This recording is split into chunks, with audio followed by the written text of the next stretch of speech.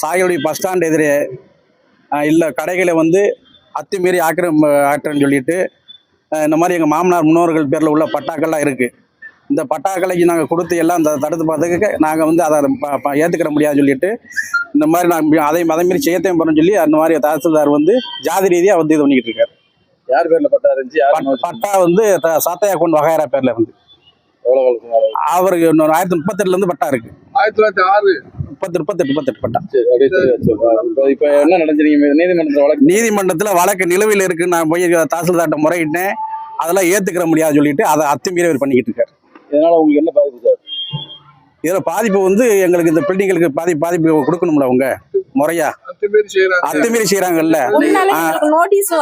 முறையான நோட்டீஸ் வரல.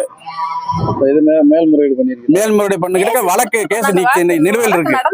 பரமக்குடி கோர்ட்ல நிலுவையில் இருக்கு, தலைமைச் செயலர் நிலுவையில் இருக்கு, ஹைகோர்ட்ல நிலுவையில் இருக்கு. அப்படி இருக்கும்போது அதை அத்துமீறி தாசில்தார் பண்றாரு. ஆமா, எங்க தாத்தா விட்டு மாடசாமி கோனாரு, கிருஷ்ண கோனாரு, எங்க பரம்பரை உள்ள ஆளுக்கா விட்டு சொத்துக இது.